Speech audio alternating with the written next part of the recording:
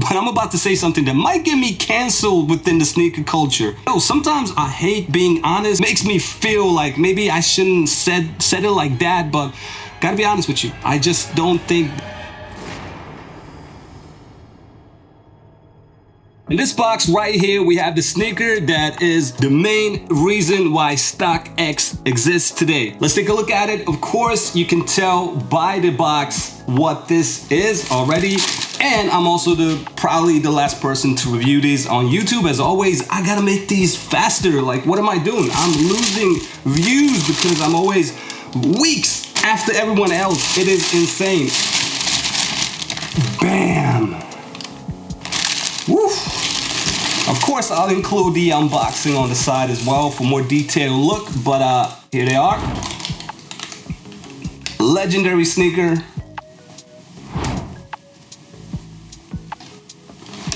So let's take a closer look at the sneaker that caused pandemonium back in the day when it first released. Somebody traded a vehicle in order to secure a pair. Like, how crazy is that? He traded a car for this. Like, what? Let's take a closer look and see what the fuss is about. Nike really went all out with the packaging on these. Not OG at all, but still fire. The 2025 Foamposite Galaxy box sticks to the theme with a galaxy printed Nike swoosh that makes the unboxing feel like opening a portal to another dimension. A small touch, maybe, but tiny things like that make a sneaker from dope to legendary. And also on the wrapping paper, there's more Galaxy graphics, a solid touch. But now that we covered the unboxing, let's get into the real question. Did Nike do the Foams Galaxy justice, or is this just another quick cash grab? Now let's talk shape. It's not OG either, which might have some OG sneakerheads pissed.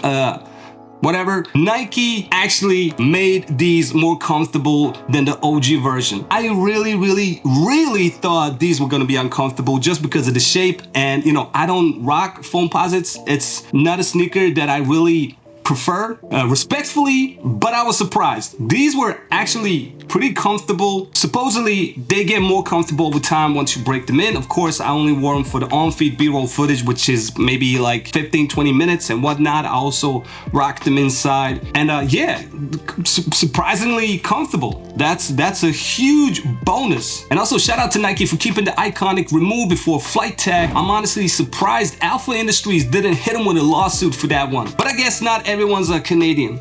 See what I did there? Huh? Now, most of us know how iconic this sneaker was when it first dropped in 2012, but just for the younger viewers, let's do a little recap. It caused more chaos than a lie maker in front of Trump and Zelensky. Like this, it was pure chaos. And just like all the other grails that are coming in 2025, Nike decided to dust these off from the archives and bless us with a 13-year-old reunion. How crazy is that? 13 years. And yes, this sneaker is actually the reason StockX exists today. That's right, before gold, before verification tags, before dudes in their mama's basement who suddenly turned into sneaker brokers, this shoe had prices so insane that it inspired an entire resale empire. So yeah, Nike didn't just re-release another random sneaker. This is actually part of sneaker history. You already knew all that. You're not here to hear me lecture. That's why I included the on-feed footage at the same time. This was for the younger generation, younger sneakerheads, and the old heads. You came here to see how the sneaker looks. So look at it while I talk. That's how YouTube works. But I'm about to say something that might get me canceled within the sneaker culture. The Foamposite One Galaxy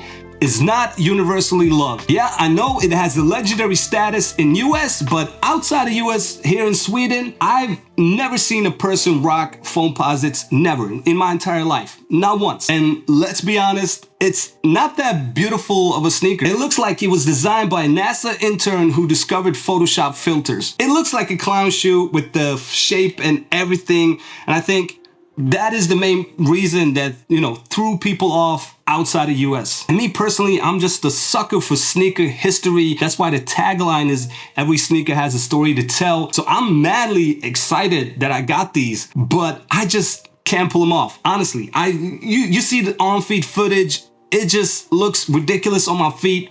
I tried several outfits, and for the love of me, I can't rock them. Like, it's just impossible. And when I did the on-feed footage and people walked by, people were looking at me like, what are those? And that just, proves my point that they're not that popular. I was looking crazy in these over here in Sweden. Like, I just wish a sneakerhead walked by so it could be like, whoa, shit, Galaxies for real? But that didn't happen. I live in a small town in Sweden, but yeah, I can't pull them off. Like, I look ridiculous in these. Sometimes I hate being honest, because when I am honest, I do it with good intentions.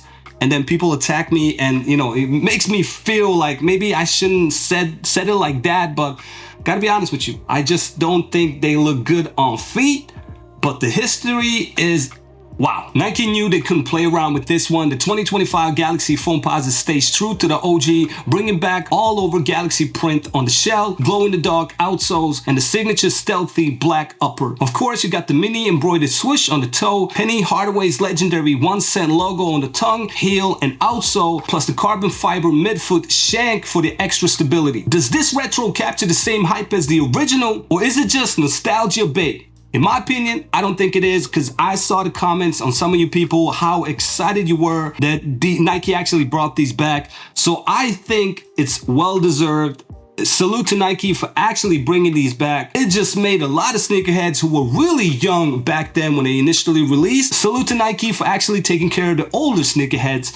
That's a huge plus. These released on February 21st, and the retail price was 229.99 euros. So it's pretty hefty, but of course they still sold out. Global stock was 55,000 pairs. Sneakers EU UK had exactly 9,899 pairs, but Sneakers US had a lot more pairs loaded, 31,464 pairs to be exact. And let me know in the comments, did you win? Which size did you get? Where you from? As always, we really appreciate, just knowing how many people won on this channel. But yeah, that's about it. You can go true to size, no extra shoelaces on these at all.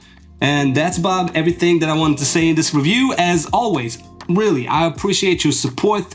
Thank you for watching the entire video. As always, I'll see you on the next one.